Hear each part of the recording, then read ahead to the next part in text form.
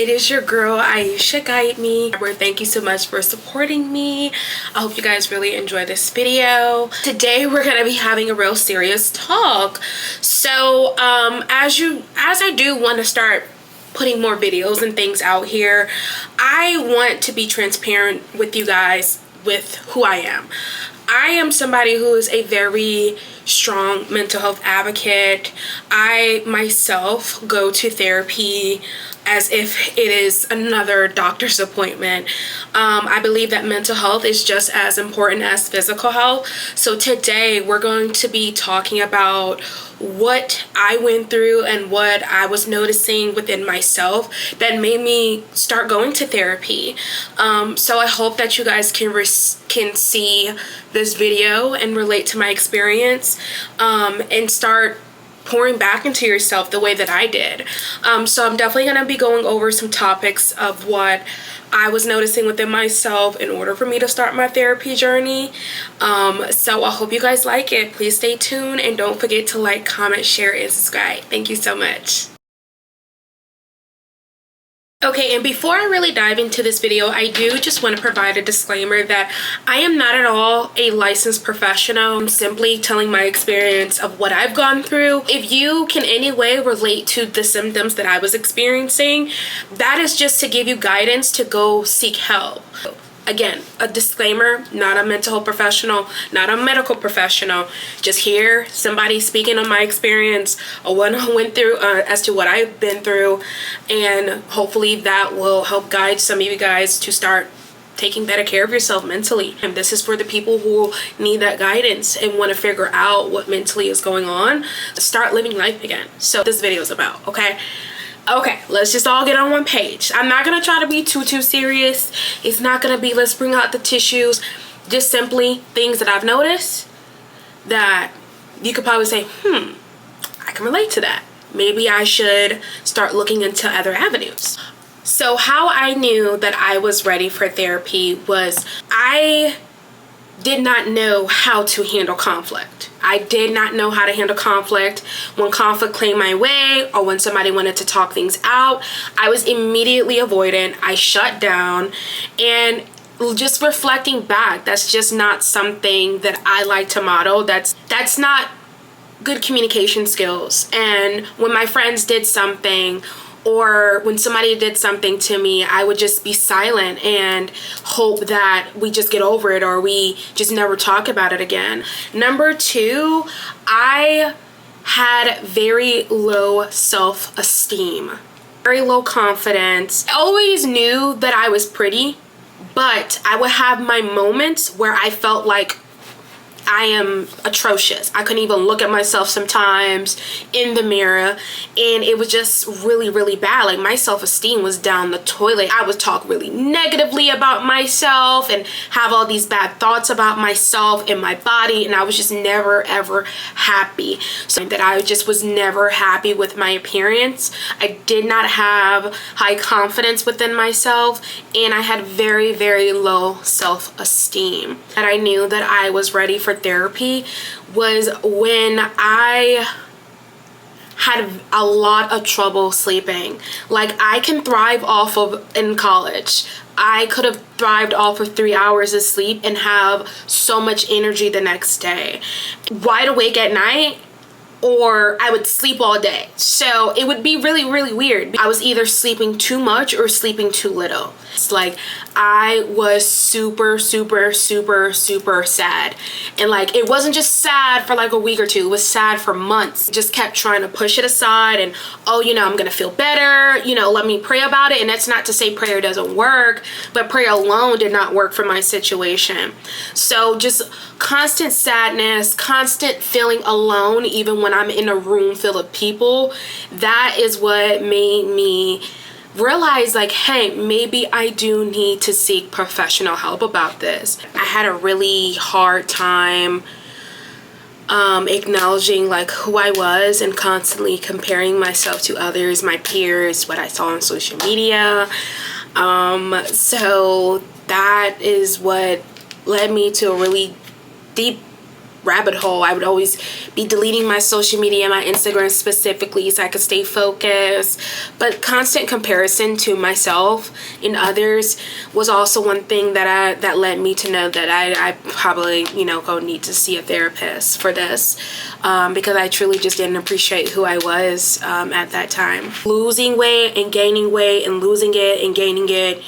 And I'm an emotional eater, so I eat my feelings a lot. Put other people before me. Like, that was my thought process. I want people to know that I'm a good person rather than just living my life truly who I'm, you know, meant to be, because I want to prove things to people. I want to prove that I'm this. I want to prove that I'm a good friend. I'm a good person. I'm a good daughter. I'm a good sister. You know, I was trying to constantly prove myself to people, which led me to be burnt out, which basically I do not recommend. 0 out of 10.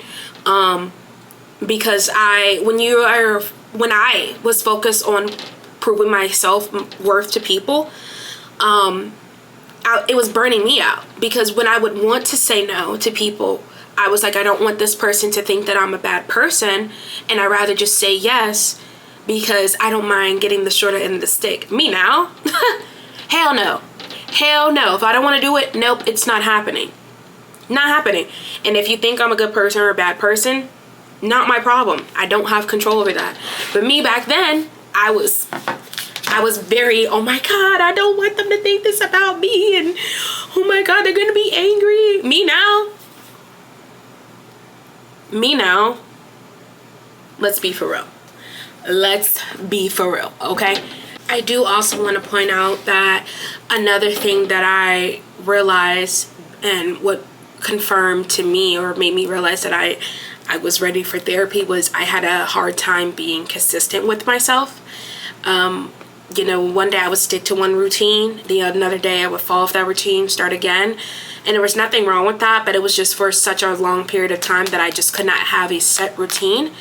And I struggled with that. I struggled to be consistent with myself. Since I didn't have that routine, lack of sleep, because I had to do this and I had to do that. Like, I was just like, I can never be fixed. Like, this is taking too long, you know, like therapy is taking too long. I'm supposed to be fixed already. I'm supposed to be healed. And it's like, it doesn't work that way. Like, it doesn't work that way. And I had to let go of the thought that I am not broken. Like, I am not something that, I'm not a toy. Like, I'm not meant to be perfect. And I think that even now, to this day, like, the purpose is not to go to therapy to be perfect. The purpose is to go to therapy to be a better you, and to be better to you, and to others, if that's a concern of yours, and to ultimately shift your mindset and cheat whatever mental illness you may know about or do not know about. Life is to never be perfect. It's to be who you are authentically. I cannot tell you what is the right way to heal. I couldn't stay the same. I couldn't stay who I was years ago and think that I could be here right now to deliver this message to you guys, or speak on my experience and what I've gone through with therapy, or and how I knew I was ready for therapy. You have to change. You have to be willing to change. I don't want to paint this process to be all butterflies and rainbows. It's not at all. And if you can afford therapy, and if that's something that is a resource, which I deem as a luxury, take advantage of it. Get the help, you know, don't suffer in silence anymore. Whatever your situation may be, look into other things that can help you heal, that can help you start being vulnerable with yourself and start pouring back into yourself and start feeling confident again. Again, this journey is not easy, but like my therapist has told me, you have to pick your heart. Staying the same is hard. Changing is hard. You have to pick your heart. Once you reach a certain age, you have to pick it, because life is not going to be easy. I mean, we may look at somebody's life and think, oh, they have it easy. That's not necessarily the case. I'm going to be releasing an ebook on how to build your confidence. And I want to just provide a disclaimer that in order for me to go to therapy, I had to have the confidence in my ability, not necessarily the confidence in me physically. Confidence in your ability, your confidence in who you are is huge. I had to have the confidence that this was going to work out. I had to give myself the reassurance that I am doing this for the betterment of me. And I want to create this ebook for anybody, any man, woman, or whatever you identify by. I want you all to reflect on why confidence is important for you, because confidence was important or is important for me to trust my ability, to have a sense of self, to learn that I am valuable, to know that I am a queen. And I want everybody to have that experience, and I am going to be releasing that soon, so just please be on the lookout. I would really appreciate it if you guys would support me. It's going to be like a self-help book, so you guys will fill in your own answers. And I'm going to be putting in some tidbits on what helps me. I have been on this therapy journey for quite some time now. It's been since 2017. It's 2023 now. I'm not good at math, but it's a long time.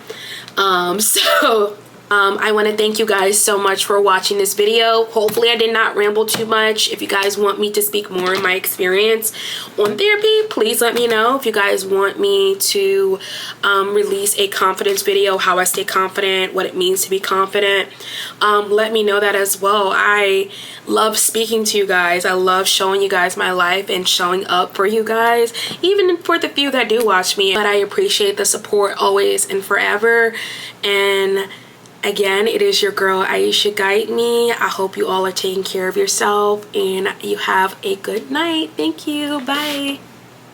Oh, don't forget to like, comment, share, and subscribe too. Thanks.